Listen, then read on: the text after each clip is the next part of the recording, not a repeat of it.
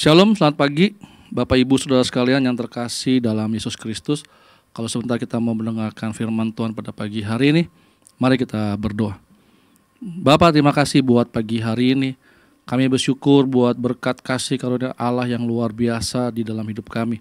Kalau sebentar kami ingin mendengarkan firman Tuhan, buka hati pikiran kami, supaya firman-Mu boleh berakar, bertumbuh dan berbuah dalam hidup kami, dan kami boleh semakin menjadi orang-orang yang luar biasa, yang penuh dengan roh, yang penuh dengan hikmat marifat Tuhan.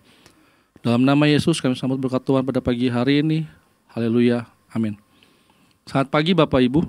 Pada hari ini saya mau membahas firman Tuhan dengan judul Jangan Berhenti Berlatih. Firman ini saya ambil di dalam 1 Timotius yang keempat, ayat 7b sampai dengan ayat yang ke-8. Begini firman Tuhan.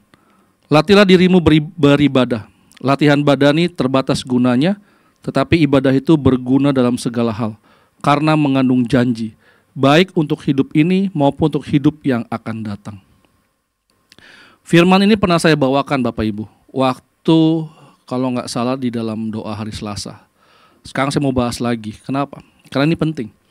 Banyak orang yang tanpa sadar, ya, belakangan hari ini kan Bapak Gembala sedang membicarakan mengenai tubuh, jiwa, dan roh. Bagaimana cara memberi makan tubuh, jiwa, dan roh kita gitu kan ya, penting. Nah, saya mau bahas ini karena ini juga penting. Kenapa saya bagikan akhirnya di dalam renungan harian, supaya Bapak Ibu Saudara sekalian yang tidak ada di hari Selasa bisa mendapatkan firman ini juga. Nah, kenapa jangan pernah berhenti berlatih Bapak Ibu Saudara sekalian? Kita tanpa sadar tubuh, jiwa, roh kita ini sering tidak kita latih. Hanya latihan tubuh yang sering kita jalani. Seperti apa latihan tubuh? Kalau orang sudah tua, mereka akan latihan berjalan, peregangan, ya. Ada juga orang yang suka main olahraga dan lain sebagainya. Tujuannya buat apa? Buat sehat. Lalu kita perlu makan, karena manusia kalau nggak makan nantinya bisa mati, ya kan? Sakit dan sebagainya macamnya. Ya. Tapi mereka lupa, jiwa juga perlu dikasih makan. Oh, bagaimana kasih makan jiwa? Oh, liburan, healing, ya kan? Pergi rekreasi bersama keluarga dan lain-lain. Lalu bagaimana kasih makan tuh? Kasih makan roh. Renungan setiap pagi, baca firman Tuhan. Dengarkan firman Tuhan di hari Minggu dengan baik. Nah, permasalahannya bagaimana cara kita makan? Betul apa kata Bapak Gembala? Nah, selain perlu kita makan, kita juga perlu latihan. Karena gini Bapak Ibu Saudara sekalian, Anda tidak mungkin bisa makan dengan benar kalau Anda nggak pernah latihan. Lah, apa susahnya tinggal makan dong? Betul. Tidak semua makanan itu menyehatkan. Tidak semua makanan itu menyehatkan. Contohnya, kemarin saja saya ada beli soto. Saya ini penggemar soto dengan santannya dan lain-lainnya. Ya. Terus ada satu tempat soto yang saya suka makan. Hari itu dia jualan sumsum. Lalu kebetulan saya sedang membelikan papa dan mama mertua saya. Terus saya tanya, Dedi mau sumsum nggak? Saya bilang begitu. Oh nggak mau katanya. Cukup itu aja dia bilang. Terus mami mertua saya bilang, Martin juga nggak boleh makan sumsum katanya dia. Itu nggak baik katanya dia. Terus saya tiba-tiba bercanda gitu ya, karena yang telepon itu adik ipar saya. Apa dek? Saya bilang nggak dapat signal. Saya bilang. Terus dia ulangin lagi. Cihu juga jangan makan sumsum. Apa dek? Cihu nggak denger nih, sinyalnya jelek. Cihu mah dasar dia bilang. Nah, jadi Bapak Ibu Saudara sekalian, ya, tubuh ini juga perlu latihan. Untuk tidak makan makanan yang tidak menyehatkan, itu juga perlu latihan dan tidak mudah. Dan tidak semua orang bisa melewatinya. Nah, Bapak Ibu Saudara sekalian, mengapa kita jangan pernah berhenti berlatih atau jangan pernah berhenti latihan?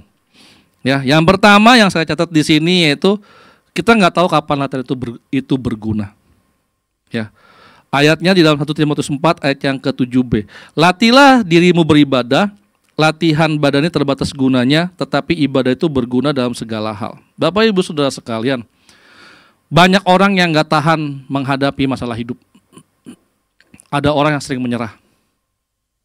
Banyak orang yang pengen berhenti saja, stop saja, ya, baik dalam hidup, dalam pelayanan, dalam pekerjaan mungkin juga karena mungkin ditekan atau apa, udah gini. Nggak banyak orang yang bisa bertahan. Bukan karena dia nggak makan sehat atau bukan karena apa, karena dia nggak pernah latihan. Bapak Ibu tahu nggak kalau kita sering rajin beribadah gitu ya, itu berguna buat kita nantinya. Kenapa? Karena dalam ibadah tuh ada janji Tuhan. Ada semangat yang daripada Tuhan. Ada kebenaran yang dapat membuat tubuh, jiwa, dan roh kita sehat.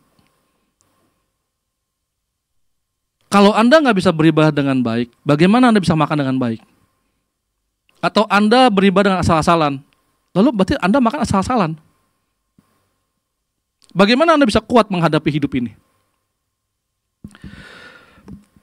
Saya tidak akan bertahan sampai dengan hari ini kalau saya tidak beribadah dengan baik. Kalau saya tidak memberi makan jiwa saya dengan baik.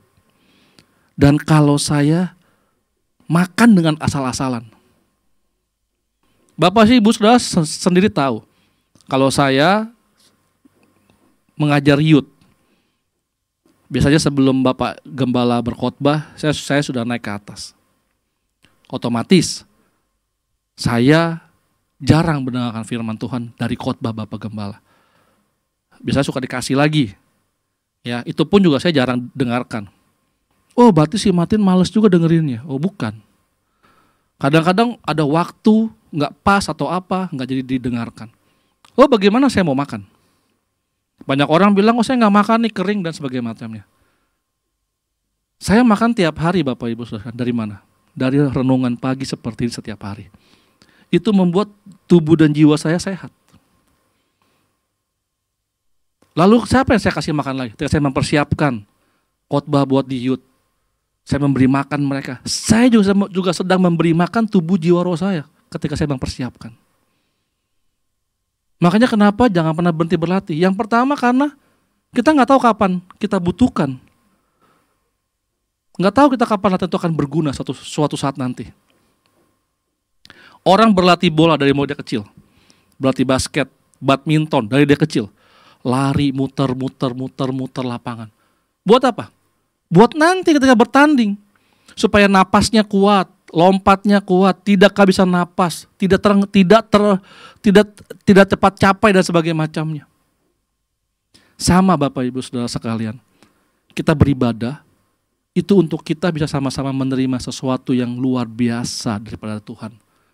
Dan ketika masalah itu datang, kita bisa sanggup menyelesaikannya bersama dengan Tuhan. Kalau Anda jarang latihan, bagaimana Anda bisa menang? Mari kita berdoa. Bapak, terima kasih buat pagi hari ini. Kami belajar bahwa kami perlu latihan. Karena latihan itu berguna buat nantinya. Bagaimana cara kami berlatih?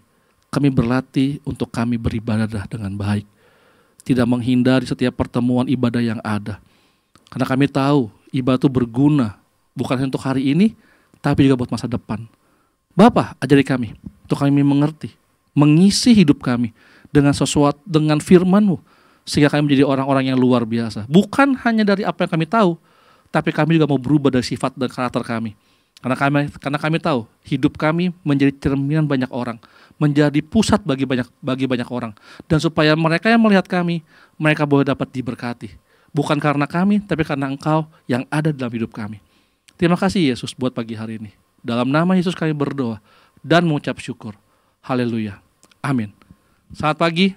Tuhan Yesus memberkati. Amin.